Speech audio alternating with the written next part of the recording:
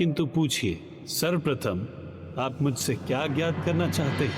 ओह हाँ प्रभु, सर्वप्रथम मुझे ये बताने की कृपा कीजिए कि पिताश्री ने रावण के विषय में बताते हुए ये क्यों कहा कि ब्रह्मांड एक नहीं अनेक है और प्रत्येक ब्रह्मांड में भिन्न रावण का जन्म होता है। ये क्या रहस्य है प्रभु, कृपया मुझे बताइए। एक साधारण जीव उसी को अपना संसार समझता है जिसे वो देख पाता है या जिसका उसको अनुभव होता है। देवी देवताओं का ज्ञान भी उनके लोकों तक ही सीमित रहता है और त्रिदेव और त्रिदेवियों को भी अपने ही ब्रह्मांड का पूर्ण ज्ञान होता है, किंतु उनके ज्ञान और अनुभव के परे अनंत सागर में असंख्य ऐसे ब्रह्मांड हैं जो सभी अर्थों में एक दूसरे के समान ही हैं। सभी ब्रह्मांडों में वही सूर्य, सौर मंडल, ग्रह और यहाँ तक कि जीव जंतु भी एक समान ही होते हैं। तो संसार की परिक्रमा करते समय, परशुराम जी के साथ गोलोक जाते समय, गोलोक के मार्ग में जिस अद्भुत दृश्य को देखकर मैं असमंजस में आ गया था, वो संसार के इस अनंत विस्तार का ही दृश्य था। किंतु कितने अचरज की बात है कि इन असंख्य समान ब्रह्मांडों के सभी जीव जंतु भी समान हैं। जीव जंतु, वृक्ष पौधे, नदी पर्वत ही नहीं गौरी नंदन, हर ब्रह्मांड के देवी देवता, उनका नेतृत्व करने वाले देवराज इंद्र, त्रिदेव त्रिदेवियां भी समान हैं। अर्थात ब्रह्मदेव, विष्णुदेव और महादेव हैं। हाँ गौरी नंदन, और स्वयं आप भी। स्वयं मैं भी?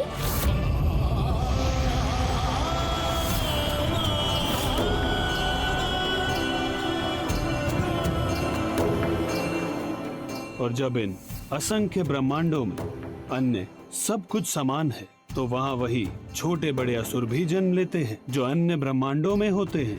ओम नमः शिवाय, ओम नमः शिवाय, ओम नमः शिवाय, ओम नमः शिवाय।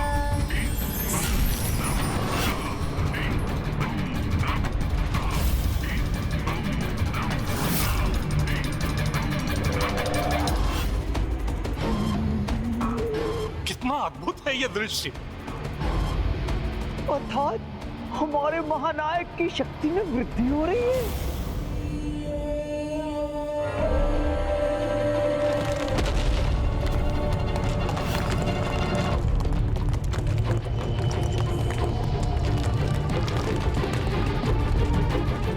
इस प्रकार तो हमारे महानायक समय से पूर्व ही अपने लक्ष्य को प्राप्त समान रूप से ही गतिमान होता है, जिसके अनुसार प्रत्येक कल्प के प्रत्येक त्रेता युग में असुर रावण का जन्म होता है, जो हर ब्रह्मांड में एक समान अधर्म और दुराचार करता है।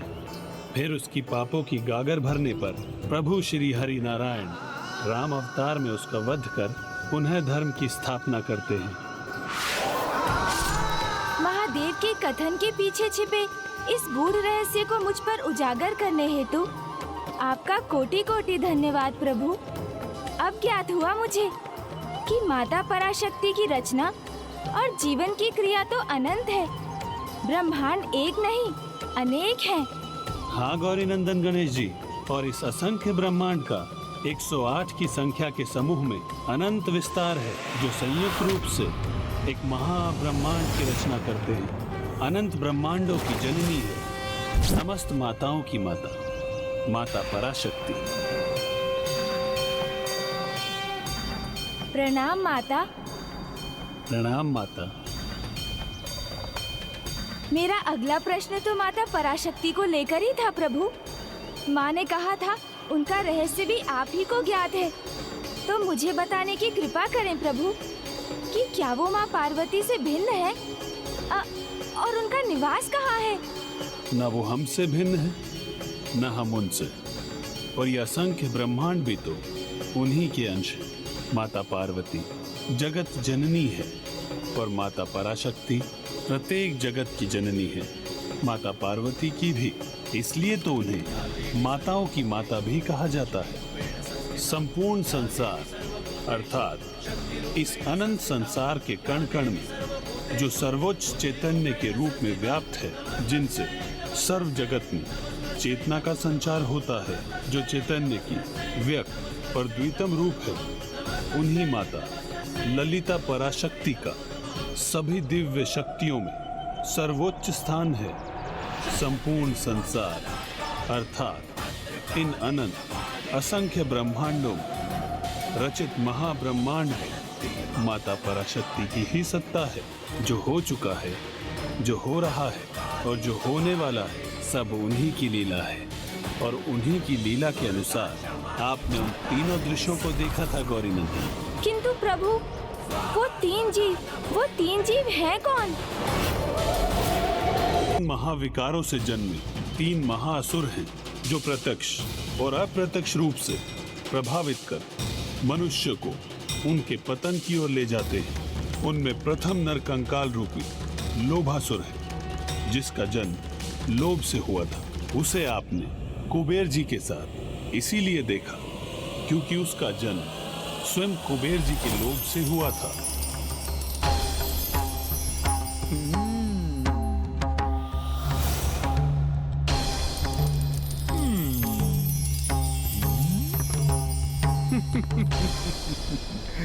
स्वर्ण ही स्वर्ण है मेरे चारों ओर, अमूल्य आभूषण और रत्नों से घिरा हूं मैं।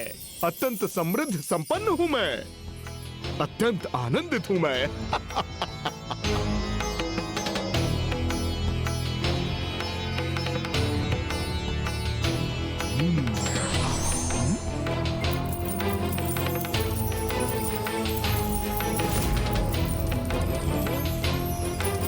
स्वर्ण ही स्वर्ण।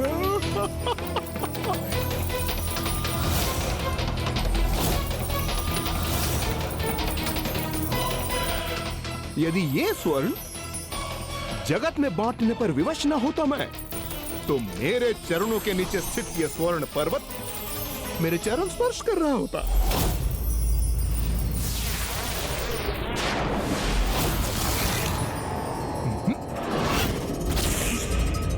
ये मेरा चरण स्पर्श किसने किया?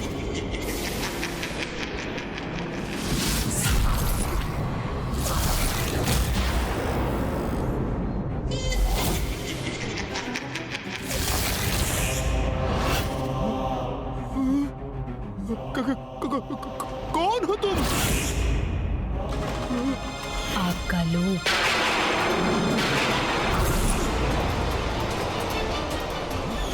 यदि ये स्वर्ण जगत में बांटने पर विवश न होता मैं, तो मेरे चरणों के नीचे स्थित ये स्वर्ण पर्वत मेरे चरण स्पर्श कर रहा होता। ये क्या हो गया मुझसे? जिस धन संपत्ति का मैं मात्र संरक्षक हूं, उसी के लोभ के वश में कैसे आ गया मैं?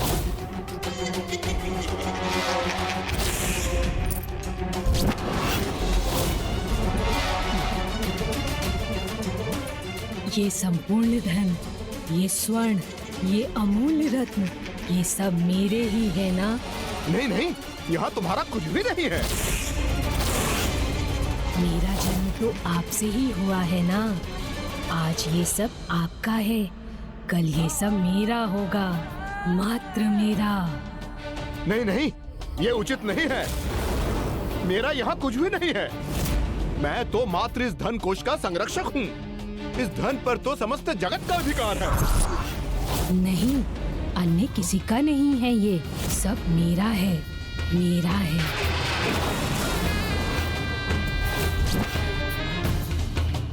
रुक जाओ, छोड़ो उसे और चले जाओ यहाँ से।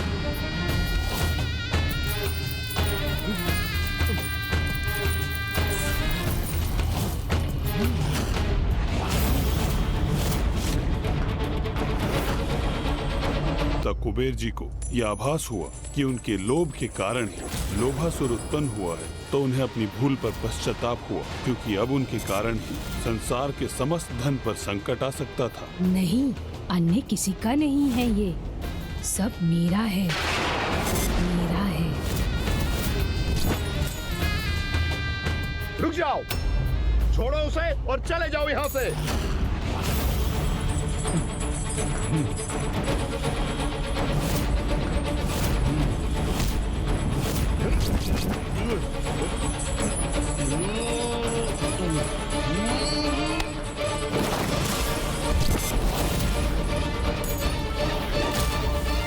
नहीं, छिपाओ मत, छोड़ो इन्हें। आप मुझे ये प्राप्त क्यों नहीं करने दे रहे हैं? क्योंकि कोई भी श्रम कर तुमने इन्हें प्राप्त करने की योग्यता कहाँ प्रमाणित की है? बिना श्रम के धन प्राप्त करने का लोभ व्यक्ति को अपराधी बनाता है। अपने इस लोभ के कारण तुम्हें यहाँ रहने का कोई अधिकार नहीं है। किंतु कहाँ जाऊँ मैं? आपसे ही उत्पन्न हुआ, तो मेरा सर्वस्व तो आप ही हो। फिर आपको छोड़कर कहाँ जाऊँ?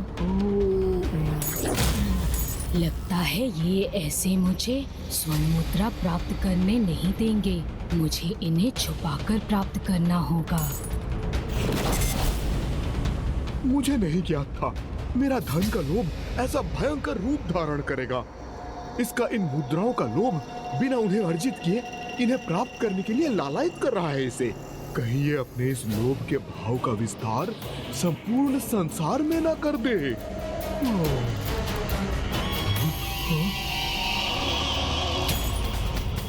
यदि आपकी यही इच्छा है कि मैं यहाँ से प्रस्थान करूँ, तो मैं चला जाता हूँ यहाँ से।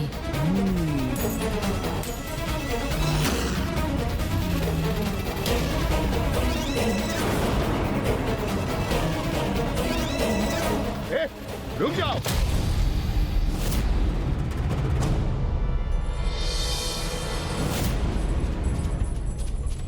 उन मुद्राओं को यहीं पे छोड़ दो, अन्यथा इसका अत्यंत भीषण परिणाम तुम्हें भुगतना होगा। और सुनो, अपना मुख मुझे कभी मत दिखाना। अब चले जाओ यहां से।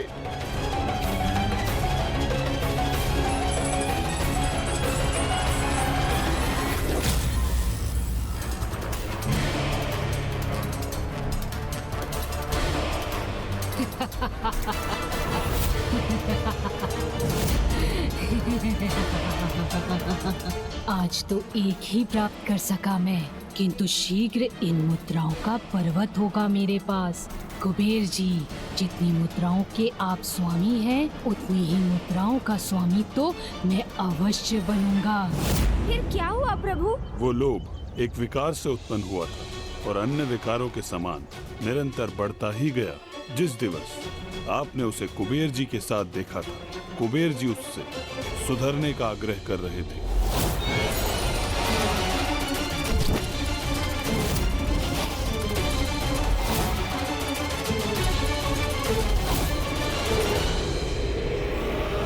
किंतु फिर वो कौन था प्रभु? किस विकार से उत्पन्न हुआ था जो उस वृद्धा माँ को उसके व्यसनी पुत्र से प्रताड़ित करवा रहा था? और मैंने उसी को माता पार्वती के साथ संवाद करते हुए भी देखा। वो एक अन्य अत्यंत भीषण विकार, मोह से उत्पन्न होने वाला दूसरा असुर था, जिसने माँ की ममता का रूप धारण किया था। ये वो मोह ही था जो आपके प्रति माता पार्वती की ममता बनकर आपके समक्ष प्रकट हुआ था। ये सत्य है गणेश जी, आपको जन्म देने के उपरांत माता पार्वती का आपके अपनी संतान के प्रति मोह ने उस ममता को उत्पन्न किया जिस पर स्वयं उनका ही कोई नियंत्रण नहीं था। ऐसी ममता जो उचित और अनुचित का भी भेद भुला देती है। और जब माता पार्वती को ज्ञात हुआ कि आपका शीश आपके धड़ से विलग करने वाले और कोई नहीं स्वयं प्रभु महादेव है, तो एक अन्य विकार क्रोध ने उनको अपने वश में किया। और फिर ये दोनों विकार अपने चरम पर पहुंच गए, जिस कारण माता पार्वती ने महादेव को ही दोषी ठहरा दिया। उसके शीश को कैसे विलग किया आपने? क्रोध और मोह के विकारों के मिश्रण से ममता ऐसे चरम पर पहुंच गई कि उसके परिणाम स्वरूप जो नकारात्मकता उत्पन्न हुई, उसने छोटे कणों के रूप में प्रत्यक्ष रूप धारण करना आरंभ कर दिया। और फिर जब माता का क्रोध भी अपने चरम पर पहुंचा, तो उसी क्षण ममतासुर ने अपना आकार लेना आरंभ कर दिया था। आज कोई शेष नहीं रहेगा, सबका संहार करूंगी मैं। पार्वती, वो तुम्हारा ही नहीं, मेरा भी पुत्र था। हाँ, ये सत्य है पार्वती, कि मेरे हाथ बहुत बड़ा अनर्थ हो गया है, किंतु मैं करता भी क्या? उसने विवश कर दिया था मुझे।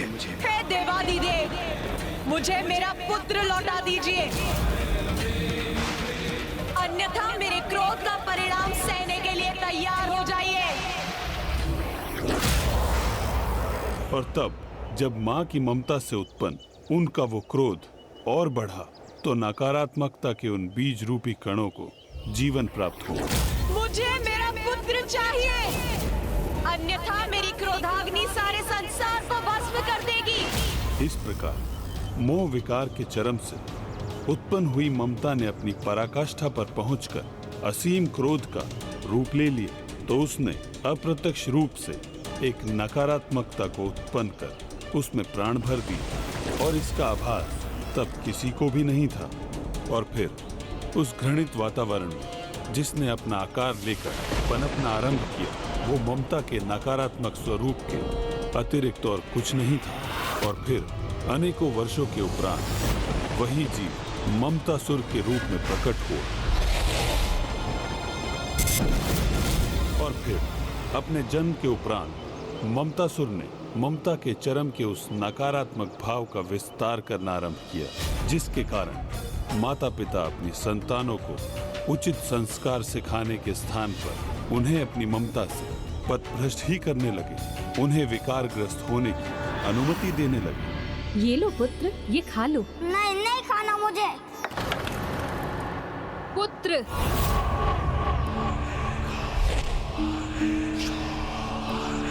अच्छा, पुत्र को खीर नहीं खानी तो कोई बात नहीं, मैं तुम्हारे लिए कुछ और बना देती हूँ। निर्दोष पक्षियों को कष्ट देना अधर्म है वत्स।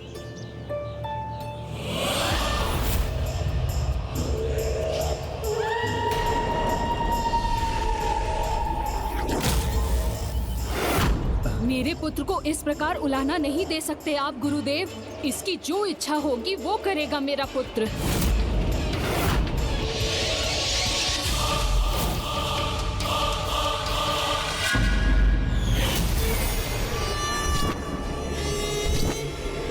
हाँ प्रभु, मैंने भी इसकी उपस्थिति में एक पुत्र के हाथों माँ को प्रताड़ित होते देखा था। हाँ, ये ममतासुर का ही प्रभाव है, जिससे एक माँ अपनी संतान की हर भूल और अपराध को क्षमा कर उसे उचित मार्ग दिखाने से चूक जाती है। इसलिए जब माँ पार्वती को उसके अस्तित्व का ज्ञान हुआ तो उन्होंने उससे भेंट की, जिससे वो ममतासुर को समझा सके और उसे यह अधर्म करने से रोके। और जो मुझे दिखाई दिया उसके अनुसार तो वो ममतासुर अपने विकारों का परित्याग करने के लिए तैयार ही नहीं था। किंतु ये तो अत्यंत दुख की बात है कि स्वयं माँ से भी एक भूल हुई, जिससे इतना प्रभावी और भयंकर महाअसुर उत्पन्न हो गया। माता पार्वती से ही नहीं, भूल तो स्वयं महादेव से भी हुई थी, जिसके कारण तीसरे असुर कामासुर का जन्म हुआ। पिताश्री से भूल हुई थी?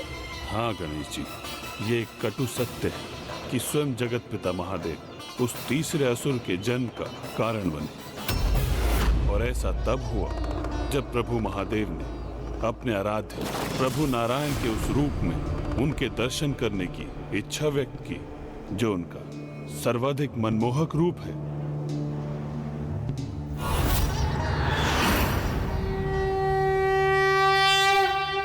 हे नारायण, आपकी मधुर मुस्कान से युक्त आपके प्रभु दर्शन पाकर समस्त संसार को ही नहीं अपितु मेरे हृदय को भी अपार सुख की अनुभूति होती है।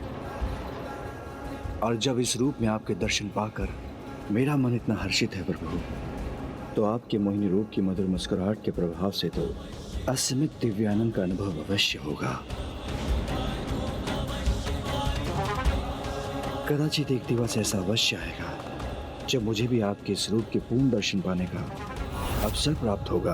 कदाचित एक दिवस ऐसा अवश्य जब मुझे भी आपके इस रूप के पूर्ण दर्शन पाने के इस रूप के पूर्ण अवसर प्राप्त होगा।